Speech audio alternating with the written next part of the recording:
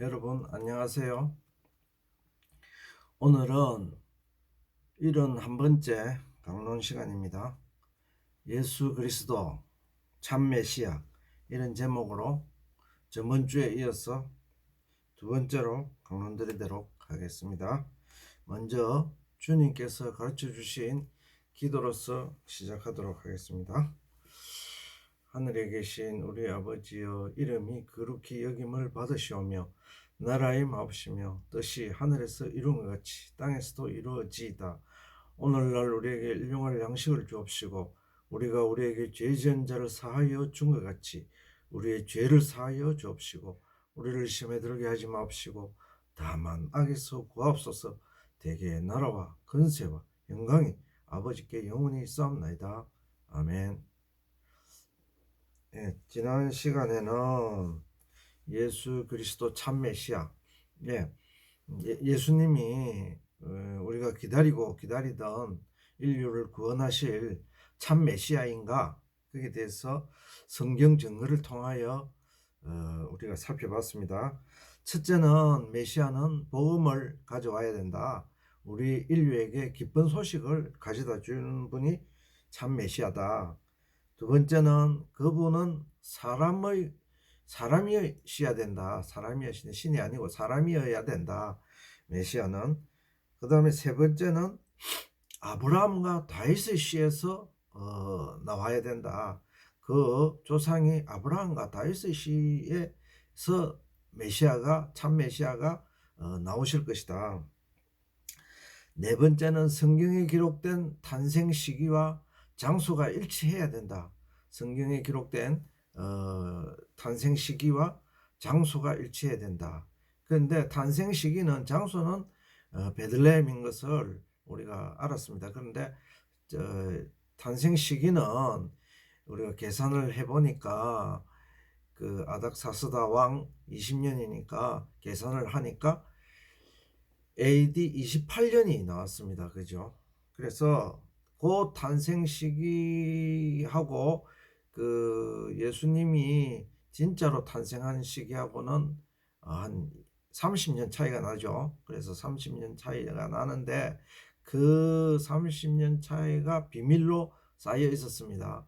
왜 그러냐면은 예수님이 세례를 받으신 것을 그 성경은 다니엘서는 기록하였고, 세례를 받은 것을 메시아로서 사역을 시작하는 것을 그 해를 기록하셨고, 우리가 일반적으로 예수님이 그 마태복음을 통하여 알 수 있듯이 태어난 그 시기는 그 베일에 쌓여 있었습니다. 그것은 마귀가 예수님이 태어날 때 다 죽이려고 했기 때문에 그렇게 비밀로 쌓여져 있었던 것입니다. 그래서 이 네 가지 사항, 증거 사항을 다 맞아야 그 사람이 참 메시아인 것입니다.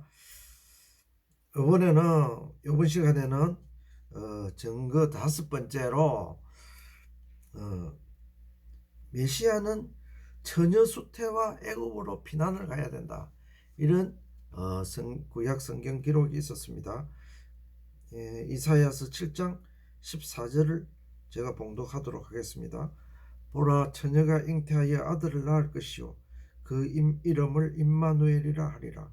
자, 처녀가 아들을 낳을 것인데 그의 이름을 임마누엘이라 하리라.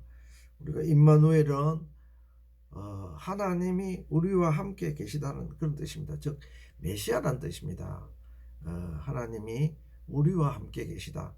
즉 사람의 동료로서, 사람으로서 처녀의 몸에서 태어나서 우리와 함께 친구, 뭐 형님, 동생, 그다음에 뭐 삼촌, 이런 식으로 같이 있으니까 우리의 동료가 됐다, 하나님이. 그래서 그것을 임마누엘이라 하리라. 이사야서에 예언된 그리스도의 처녀 수태는 원죄를 입은 남자를 통하여 난 씨는 그리스도의 사역을 감당할 수 없음을 예고하고 있으며, 그러므로 남자를 통하여 탄생한 누구도 진정한 메시아가 아니며 동정녀인 마리아에게서 성령으로 잉태된 예수께서 그리스도이심이 명확하고 합당합니다. 자, 우리가 처녀수태 동정녀에게서 난 처녀에게서 난 이 성령으로 태어난 사람은 우리 인간 세상에서는 납득하기가 힘들죠. 그러니까 있을 수가 없습니다. 그죠?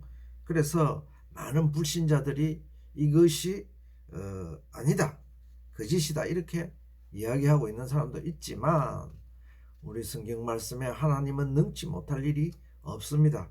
그래서 예수님은 성령을 통해서 동정녀 마리아의 몸을 빌려 이 땅에 태어나셨습니다.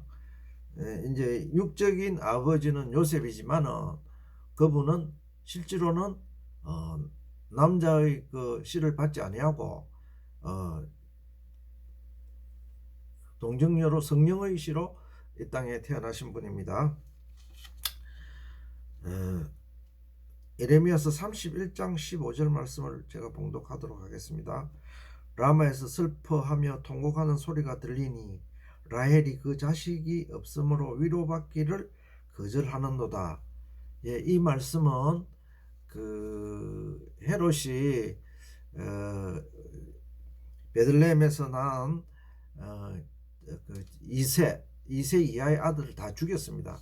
그래서 그것을 인용한 그 광경을 인용한 예레미야 선지자의 예언입니다. 라마에서 슬퍼하며 통곡하는 소리가 들리니 라헬이 그 자식이 없으므로 위로받기를 거절하는도다. 여기는 라헬은 옛날 창세기 때 사람이죠. 즉 야곱의 그 아내였습니다. 여기서 말하는 라헬, 에레미야 선지자 때 이야기하는 이 라헬은 그것을 비유한 겁니다. 즉 이스라엘 여인들을 비유한 것입니다. 그래서 여기 에레미야서 31장 15절은 그 느부갓네살 왕을 통해서 예루살렘에 있는 모든 사람들이 다 쳐 죽임을 당했습니다. 그래서 그 자식을 잃은 그 어머니의 표현을 이렇게 한 것입니다. 이것이 똑같이 예수님 탄생 시대에 베들레헴에서 일어난 일입니다. 즉 이게 라마는 옛날 베들레헴 그 근방을 라마라 했습니다. 그래서 그것을 마태는 인용하고 있는 것입니다. 또 호세아서 11장 1절 말씀을 봉독하도록 하겠습니다. 이스라엘의 어렸을 때 내가 사랑하여 내 아들을 애굽에서 불러내었거늘. 예, 요 호세아서 11장 1절 말씀도 즉 내 사랑하는 내 아들을 하나님께서 애굽으로 불러냈다. 요것이 그 아까 저게 우리가 베들레헴에서 헤롯에 의해서 그 사내 아이를 다 죽이라는 명령이 있었습니다. 그래서 아까 저게 우리 예레미야서 31장 15절 본문 말씀이 응해졌죠. 그 어머니들이 통곡하는 그 모습을 라헬이 그 자식이 없으므로 위로받기를 거절하였도다. 자식이 없는데 누가 위로를 해주겠습니까? 어떤 위로도 그게 마음에 안 와닿죠. 자식을 죽였는데. 그래서 자 이제 그 성령의 인도하심으로 마리아와 요셉은 애굽으로 도망하게 됐습니다. 피난하게 됐습니다. 아기 예수를 데리고 피난하게 됐습니다. 성경은 그리스도께서 태어나시면 사단이 그리스도를 죽이려고 할 것이고 또한 그리스도께서는 애굽으로 피신하실 것이라고 예언되어 있었습니다. 이것은 계시록에 나오는 그 말씀하고 똑같습니다. 그죠? 우리 마지막 때에도 이렇게 할 것입니다. 마태복음에서 인용된 예레미야의 예언 말씀은 라헬이 죽은 장소인 라마는 창세기 35장 19절에 기록된 베들레헴 길입니다. 따라서 이 구약의 말씀은 예수 그리스도에게 응하게 된 것입니다. 헤롯이 동방박사로부터 예수님의 탄생 소식을 듣고 2살 아래의 사내 아이를 죽이니 자녀를 잃은 여인들이 슬퍼 통곡하고 요셉의 가족은 헤롯의 박해를 피하여 애굽으로 피난하게 됨으로써 성서의 예언 말씀이 예수님에게 성취되었습니다. 예수님이 태어나셨을 적에 그 예루살렘에 있는 성경학자들은 그 태어나는 시기를 몰랐죠. 그런데 이제 동방 박사들이 저 멀리 메소포타미아에서 그 메시아를 찾아뵈러 경배하려고 찾아왔습니다. 그래서 그 소식을 듣고 헤롯이 메시아가 자기 왕권이 메시아가 왕으로 태어나니까 이제 헤롯의 단순한 생각은 그렇습니다. 그래서 자기에게 왕권이 위협될까봐 2살 아래에 그때 헤롯 동방박사가 온 그때부터 두 살까지의 사내 아이는 다 죽이라 이렇게 명령을 내놨던 것입니다.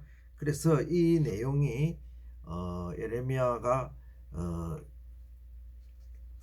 예언한 이 내용이 성취된 것입니다. 그 예수님에게 성취됐습니다.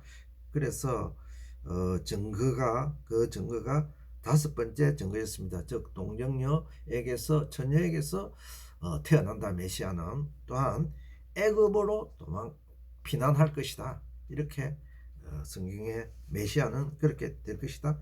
이 증거가 맞는 사람이 메시아입니다. 또 증거 6번째는 나사렛 예수입니다. 나사렛 예수 증거 6번째는 이사야서 11장 1절 말씀을 봉독하도록 하겠습니다. 이새의 줄기에서 한 싹이 나며 그 뿌리에서 한 가지가 나서 결실할 것이요. 이렇게 되어 있습니다. 이것이 마태복음 마태가 인용한 나사렛 예수에 대한 인용서입니다. 그리스도께서는 유대 나사렛 동네에서 살 것이며 그리스도께서 장차 나사렛에서 성장하여 나사렛 사람이라 칭하리라 하심이 성서에 기록되어 있는데 복음서에서 인용한 말씀이 바로 이사야서 11장 1절 말씀입니다. 마태복음 2장 23절에 기록된 말씀이 그러면은 여기 어디 나사렛이 기록되어 있노? 이렇게 물어보실 것이 당연할 거 아니겠습니까? 그런데 여기서 이제 이사야서 11장 1절 말씀을 해석하면은 여기서 한 가지는 히브리어로 니체르입니다. 한 가지를 니체르라 하는데 이 니체르를 마태는 나사렛으로 해석하고 있습니다. 즉 옛날 이사야 선지자가 살았을 때 니체르와 그 마태가 예수님 태어나셨을 때 예수님 제자인 마태가 살았을 때의 니체르의 발음은 약간 틀렸을 거로 생각됩니다. 그러나 니체르를 나사렛으로 여기서 해석하고 있습니다. 그러므로 이사야서 11장 1절 말씀을 새롭게 번역하면 이새의 줄기에서 한 싹이 나며 그 뿌리가 니체르에서 결실할 것이라고 번역할 수 있습니다. 그런데 이 니체르는 그 당시 예수님 태어나셨을 때 당시의 번역으로 하면 나사렛입니다. 나사렛에서 결실할 것이요. 이렇게 번역할 수 있습니다. 따라서 이사야서 11장 1절 말씀이 바로 예수님이 나사렛 사람이라는 것을 증거하고 있는 것입니다. 즉 메시아는 나사렛 사람이다. 이렇게 이야기하고 있습니다. 이새의 줄기는 아시다시피 다윗의 아버지가 이새죠. 그 뿌리에서 즉 요셉의 뿌리가 그 다윗의 뿌리입니다. 다윗과 아브라함의 뿌리니까 그 뿌리에서 한 싹이 나며 그 뿌리가 나사렛에서 자랄 것이다. 이렇게 되어 있습니다. 그래서 메시아는 나사렛 사람이다. 나사렛 동네에서 자란 청년이 메시아가 될 것이다. 이렇게 성경은 증언하고 있습니다. 우리가 여기서 이제 전번 시간에도 제가 이야기를 했지만은 이 예수 그리스도 참 메시아라는 주제를 가지고 이야기하는데 우리가 예수님 따로 또 요새 이단들이 말하는 메시아 따로 이렇게 이야기하면은 안 되는 것입니다. 그것은 우리가 참 알고도 속고 모르고도 속다 이런 말이 있지만은 우리 성령을 받은 우리들은 똑똑한 마음가짐으로 그 이단들을 절대 이단의 미혹에 사람의 미혹에 넘어가지 않아야 됩니다. 즉 그 사람이 나사렛에서 자랐나? 그럼 자기가 메시아다 하면은 그렇게 물어보면 될 것입니다. 그리고 자기 아버지가 아브라함과 이삭이 다윗의 뿌리냐 이렇게 물어보면 될 것이겠습니다. 그러니까 한마디로 다 지금 나와 있는 이단들은 미국이고 한국이고 다 가짜다 이렇게 생각하면은 100% 맞습니다. 그것은 전부 다 거짓들입니다. 거짓. 사람의 영을 혼동케 하고, 그것은 마귀의 영을 받아서 그렇게 하고 있습니다.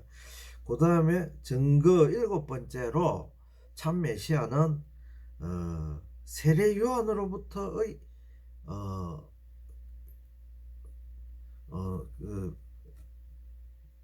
세례 요한으로부터의 증거와 또 내가 메시아라는 그런 증거 사역을 가지고 있어야 됩니다.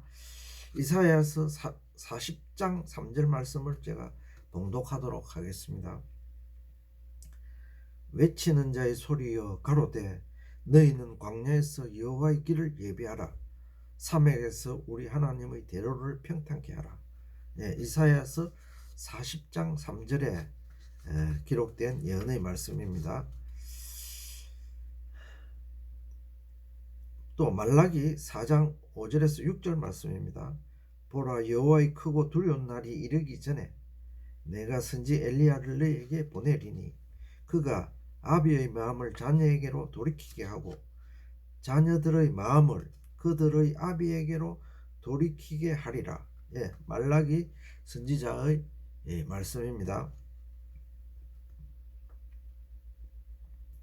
그리스도께서는 이 땅에 왕으로 오시면 선지자는 그분이 이 땅에 오신 메시아임을 만 백성에게 전파하여야 할 것입니다.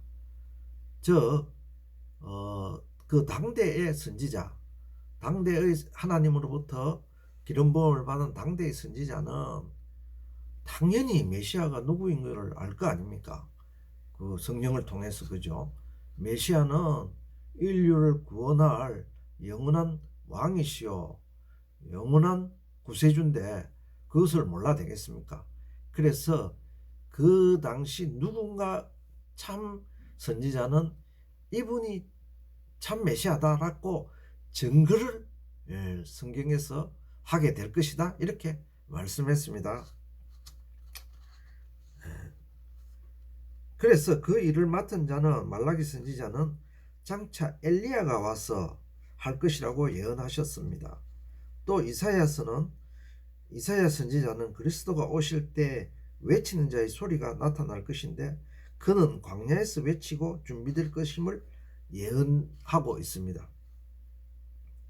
자, 이 말씀은 이 말라기스와 이사야서에 기록된 이 예언의 말씀들은 메시아에 대한 예언의 말씀들은 세례 요한에 의하여 성취되었습니다. 왜냐하면은 예수님이 직접 그렇게 말씀하셨기 때문에 그랬대 우리는 알고 있습니다. 이 말씀의 예언은 세례 요한에 의하여 성취되었다고 복음서는 기록하고 있습니다. 당시 유대인들은 엘리야가 다시 올 것이라고 생각했지만은 엘리야가 문자적으로 그대로 직접 오시는 것이 아닌 세례 요한이 엘리야 격으로 왔음을 주님께서 직접 말씀하셨고 따라서 이 예언의 말씀은 세례 요한에 의하여 성취되었습니다. 즉 우리가 옛날에 구약 성서 공부하면서 엘리야의 사명이 뭐고 엘리야가 뭐 때문에 그 이스라엘 아합 시대에 와서 그렇게 증거를 했노? 그 겉으로 보이는 것은 아합과의 투쟁 이스라엘을 구원 뭐 이렇게 생각했지만은 실제로는 그 엘리야의 사명은 메시아를 알려주는 것이 그 엘리야의 사명이었습니다. 아, 메시아가 올 것이다. 그리고 이분이 메시아다. 이렇게 알려줄 그것이 이사야서 40장 3절에 기록되어 있습니다. 엘리야가 와서 그렇게 할 것이다. 그랬는데 옛날 이스라엘 사람들은 예수님 시대 이스라엘 서기관과 율법사들과 사두개인과 바리새인들은 전부 다 엘리야가 그 회리바람 타고 그죠? 병거에서 올라갔잖아요. 회리바람을 타고. 그런데 그 하늘에 계신 엘리야가 이 땅에 다시 내려와서 우리 메시아를 예수님을 증거할 것이다. 즉 그리스도를 증거할 것이다. 메시아를 증거할 것이다. 그렇게 철석같이 믿고 있었습니다. 그래서 엘리야가 우리 그 구약에 기록된 대로 털이 많고 덩치가 크고 아주 참 도인같이 생겼잖아요. 그래서 그분이 다시 오실 거라고 전부 다 믿고 있었습니다. 그런데 실제로는 세례 요한이 엘리야다. 즉 예수님이 뭐라 하셨나 하면은 세례 요한은 엘리야와 같은 사명을 띠고 왔기 때문에 엘리야다. 즉 엘리야 격이다. 세례 요한이. 즉 세례 요한이 엘리야의 사명과 똑같기 때문에 그 사람이 엘리야다. 이렇게 말씀하고 있습니다. 사람은 틀립니다. 사람은 틀리지만은 그 사명이 같다 했기 때문에 세례 요한을 엘리야 격이다 보았기 때문에 이 이사야서 40장 3절 말씀과 말라기서 4장 5절 6절 말씀이 성취된 것입니다. 즉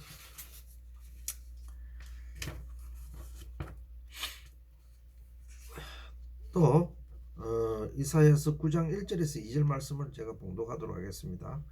스불론 땅과 납달리 땅으로 멸시를 당케 하셨더니 후에는 해변길과 요단 저편 이방의 갈릴리를 영화롭게 하셨느니라. 흑암에 행하던 백성이 이 큰 빛을 보고 사망의 그늘진 땅에 거하던 자에게 빛이 비치었도다. 이사야서 9장 1절에서 2절 본문 말씀입니다. 여기서 이방의 갈릴리를 영화롭게 했다. 예수님이 갈릴리 출신이죠. 근데 그 당시에 이사야 선지자 시대는 그 예루살렘에서 멀리 떨어진, 즉 말하자면 옛날에는 갈릴리 지역이 유대 땅이 아니고 이스라엘 지역입니다. 그래서 그 지방을 이방이라고 봤습니다. 이방. 지금 복음 시대의 이방이라 이러면은 이스라엘 외 지역을 이방이라 보죠.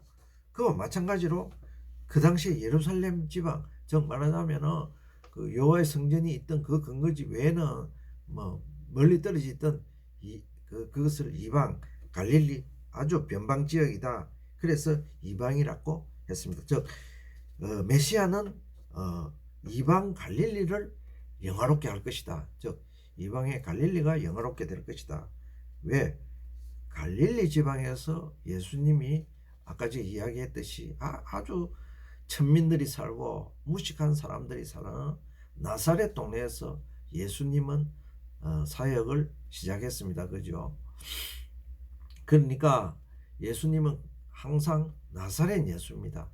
즉 말하자면은 아주 비천하고 무식하고 남들이 알아주지 못하는 어부들이 사는 그런 그 지역의 출신이라 이 말입니다. 그래서 나사렛 예수입니다. 그래서 우리가 주님을 부를 적에 나사렛 예수여 나사렛 예수여 이래 하잖아요. 그러면 그것은 우리에게 아픔과 고난과 배고픔과 모든 어려움을 다 해결해 주실 메시아다 이런 뜻입니다. 그런데 이제 그 당시에는 나사렛이라 하면 아주 천한 변방, 이렇게 옛날에 뭐 백정, 우리 조선시대 백정들이 사는 때는 백정 지역이다 이래갖고 그 무시했잖아요. 그처럼 예수님은 나사렛 출신인데 우리가 이제 나사렛 예수라 이래 부릅니다. 하나님께서는 그리스도가 유대 땅만이 아니라 변방 지역인 스불론과 납달리 지역에도 빛이 비칠 것이라 하셨는데 주님의 메시아 사역은 세례 요한이 옥에 갇힌 후 직접 사역을 시작하셨는데 갈릴리 지방에서 시작하심으로 이 예언의 말씀은 성취되었습니다. 예수님이 갈릴리 지방에서 시작함으로써 이 이사야서 9장 말씀이 성취되었습니다. 또한 복음은 전 세계에 퍼짐으로 유대인뿐만 아니라 온 세상 백성이 구원을 얻는 그 말씀이 성취되었습니다. 지금 이 시대는 온 세상에, 온 세계에 다 이방에 복음이 전파되었기 때문에 이 말씀이 성취된 겁니다. 즉 메시아는 세례 요한이 당신이 메시아입니다 이렇게 증언해 줘야 되고, 또한 그 예수님은 나사렛 동네에서 태어나서 갈릴리 지방에서 사역을 할 것을 예언되어 있습니다. 이것이 아니면 메시아가 참 메시아, 성경에 기록된 참 메시아가 아니죠. 얼마나 성경이 자세하게 참 메시아에 대해서 기록해 놨습니까? 그런데 지금도 메시아 이 이론을 갖고 이단들이 내가 메시아다, 내가 어떤 사람은 박태수이 같은 사람은 내가 참 하나님이다, 참 감람나무다, 이런 이야기를 하고 거기에 넘어가는 사람들이 너무 많습니다. 지금 제가 방송을 하는 이 시간에도 이단들이 한국에 얼마나 많습니까? 한국뿐만 아니고 미국에도 많고요. 그리고 그들은 큰 종파를 이루고 있는 종파가 있습니다. 세계적으로 어마어마한 종파를 이루고 있는 거죠. 그 예시적인 게 몰몬교입니다. 몰몬교. 그죠? 경도 새로 만들어갖고 몰몬경을 만들어갖고 성경 외에 딴 것을 성약이다 이래갖고 신약, 구약, 신약, 성약 이래갖고 만드는 그러한 종파들이 많잖아요. 통일교라든지 요즘 나오는 머슴교라든지 많습니다. 그래 후기 말일 예수 그리스도 교파. 그러니까 우리가 성경을 좀 더 냉철하게 읽어보고 또 하나님의 말씀에 창념되어 있다면 이단에 절대 빠지지 않습니다. 이단에 빠지는 사람들은 물론 다 그렇지 않겠지만 내가 그리스도를 사모하는 마음보다, 우리는 그리스도를 그죠? 영생을 얻고 영생 복락을 얻고 저 천국에 가기 위해서 다 그렇게 믿고 있지만은 너무 이 땅에서 기복신앙에 매달려 있고 또 내 자신이 어떻게 하면은 구원받을 수 있을까 이런 그런 어떤 생각에 매몰되어 있으면은 이 이단 사슬에 넘어가기가 너무 쉽습니다. 성경의 메시아는 성경 해석을 진짜 잘한다 이렇게 기록되는 게 없습니다. 전부 다 성경 해석을 오역해갖고 사람들을 미혹시켜갖고 지금 이단들이 다 나타난 거거든요. 어떤 성경 말씀 한 구절을 갖고 두 구절을 갖고 이렇게 자기 취향에 맞게 딱 해갖고 사람들이 그게 넘어가게 딱 만드는 것입니다. 그래서 이 사람이 참 메시아냐 아니냐, 이 사람이 나사렛 동네에서 자랐느냐, 갈릴리 지방에서 자랐느냐, 아브라함과 다윗의 씨에서 태어났느냐, 또 처녀로 잉태했느냐, 몇 가지만 물어보면 그 사람이 메시아인가 아닌가를 확실히 알 건데, 또 말세는 여러 가지 경강부회 또 자기를 감추는 여러 가지 있어서 말세 메시아는 이렇게 태어난다면 이런 식으로 다 사람들을 미혹시켜 갖고 지금 이단들이 다 사람의 영혼을 착취하고 또 돈도 착취하고 물질도 착취하고 그렇게 하고 있습니다. 그래서 세계적으로 제일 많이 번성된 데가 몰몬교고 통일교, 한국에서는 통일교, 또 수없는 종파들, 요새 말하는 신천지 이런 다들 있잖아요. 그리고 기성교회도 돈만 우선시하는 다 이단입니다. 이 사람들은. 그 기성교회 뭐 낸 장로교다 감리교다 다른 글에 썼지만은 그렇게 하는 목회자들은 다 이단입니다. 이단. 증거 9번째, 그리스도는 고난과 부활과 영광이 있어야 된다. 입니다. 증거 9번째는 이사야서 53장 1절에서 12절 말씀입니다. 우리의 전한 것을 누가 믿었느냐? 여호와의 팔이 네게 나타났느냐?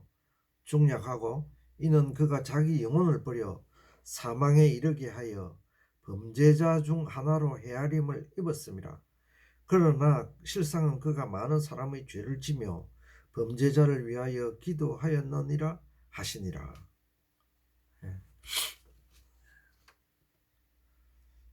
그리스도의 고난에 대한 예언은 이사야서 53장 전체 상세히 기술되어 있습니다. 예. 그리스도는 메시아는 이런 고난을 받아야 될 것이다. 이런 고난을 받을 것이다. 이렇게 상세히 기록되어 있습니다. 그리고 그가 부활할 것이다. 그리고 하나님 보좌에 영광스럽게 앉을 것이다. 이렇게 기록되어 있습니다. 그래서 우리가 메시아를 판단할 때는 그가 우리의 죄를 위하여, 인류의 죄를 위하여, 또한 누구의 죄를 위하여 그가 얼마나 고통을 받았느냐, 십자가에 달렸느냐, 이거 보면 알 거 아닙니까? 지금 부귀영화 누리고 잘 먹고 잘 사는 사람들은 다 가짜입니다. 가짜. 그리스도의 고난에 대한 예언은 이사야서 53장 전체에 상세히 기술되어 있습니다. 그러나 메시아는 왕중의 왕이므로 왕의 후손으로 왕궁에서 태어날 것으로 믿었습니다. 그 당시에 율법학자들은 천한 몸으로 태어날 것을 믿지 아니했습니다. 그러므로 메시아가 이 땅에 사람의 몸으로 오셔서 질고와 슬픔을 지셨으며 멸시와 천대를 받았으나 알아보는 자가 없었고 사람들이 그를 귀히 여기지도 아니하였으며 결국은 십자가상에서 죄인 중의 한 사람으로 죽임을 당하였습니다. 예, 이것은 우리가 그리스도인이면 다 잘 알지 않습니까? 그죠? 예수님이 십자가상에서 목숨을 버렸다는 것은. 그런데 이것은 메시아이면 당연히 가야 할 길입니다. 예수님이 고난의 잔을 받을 적에 아버지의 뜻이라면 내가 이거 받겠습니다 이랬죠. 이 모든 일들이 우리들을 위한 그리스도의 사랑과 헌신임을 기록하고 이 일은 예수께서 오셔서 그대로 행하심으로 그리스도의 사역을 성경대로 성취하셨습니다. 예, 이 말씀대로 성취한 분은 예수 그리스도, 이분이 인류 6천년 역사의 유일한 분이시죠.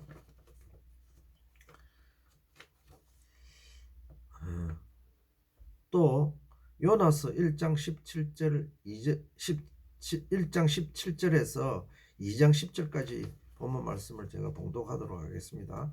여호와께서 이미 큰 물고기를 예비하사 요나를 삼키게 하셨으므로 요나가 3일 3야를 물고기 배에 있느니라. 중약하고 여호와께서 그 물고기에 명하심에 요나를 육지에 토하니라. 자, 왜 우리가 요나서를 공부하고 있습니까?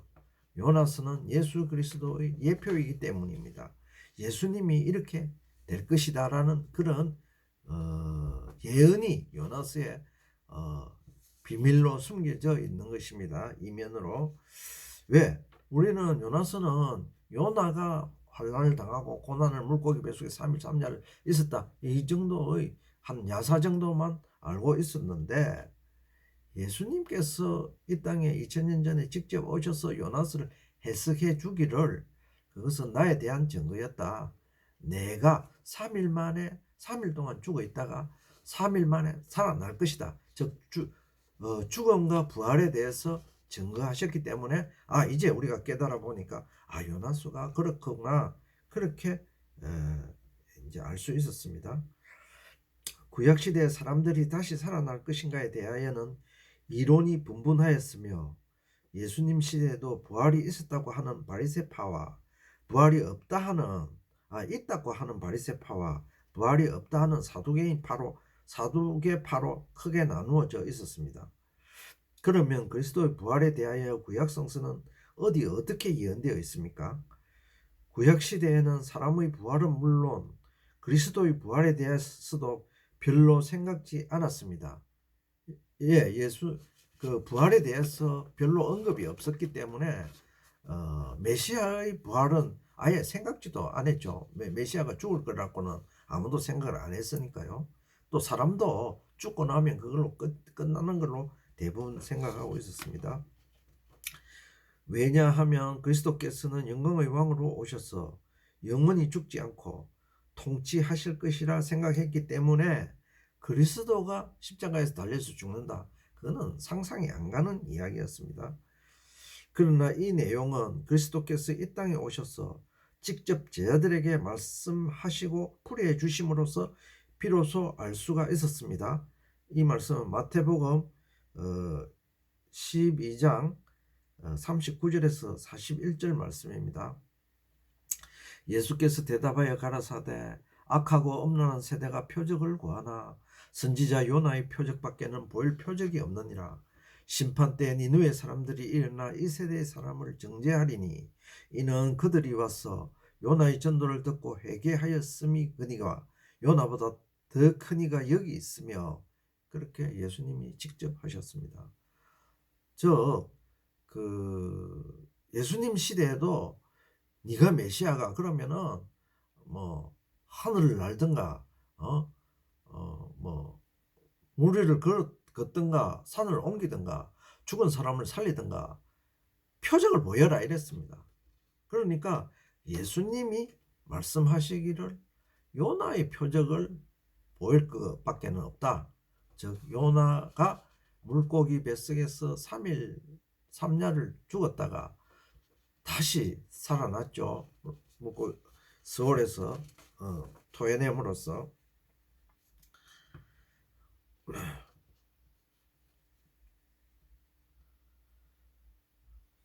요나서에 기록된 요나 선지자의 이야기는 바로 그리스도를 예표하며 요나가 물고기 뱃속에 사흘을 있었으면 그리스도께서 사흘 동안 서울에 있을 것을 예표하셨으며, 서울은 음부, 옥 이렇게 표현됩니다. 사흘 후에 다시 살아날 것을 말씀하셨습니다. 따라서 이 요나서의 말씀은 그리스도께서 3일 동안 죽으셨다가 다시 살아나심으로 이 말씀은 예수 그리스도에 의하여 성취되었습니다. 따라서 부활 사건이 없는 메시아는 참 메시아가 아닙니다. 예, 우리 지금 가짜 메시아들 많죠. 그 사람들이 죽고 3일 만에 부활하지 않으면 성경에 기록된, 요나서에 기록된 참 메시아가 아니다 이거죠. 그러니까 우리는 항상 성경을 대입하고 성경을 맞춰봐야 됩니다. 그 사람들 떠드는 그 이야기에 미혹되지 말고요. 그 사람들은 성경 한 구절 갖고 완전히 막 배가 산으로 올라갑니다. 완전히 거꾸로 해석해갖고 자기 입맛에 맞게 해갖고 지가 뭐 참 메시아인 것처럼, 지가 그리스도의 대행자처럼 이렇게 행세를 하고 있습니다. 좀 거짓들이. 그 비건한 얘가 지금 신천지죠. 신천지.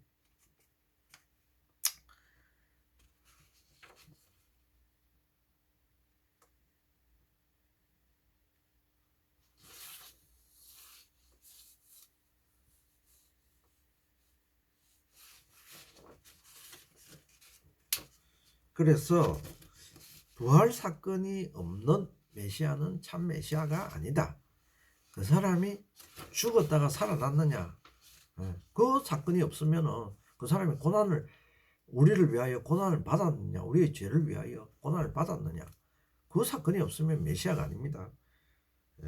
오늘은 전거 9번째까지 제가 말씀하고 다음에 또 계속해서 말씀드리도록 하겠습니다. 그래서 우리가 지금 예수 그리스도께서 참 메시아라는 것을 증거하고 있습니다. 그런데 지금 현대 우리 신앙인들이 간과하고 있는 것은 2000년 전에 부활 성천하신 예수님이 참 메시아다. 예수 그리스도는 메시아다 이렇게 믿고 있고, 또 현재 뭐 그 구원이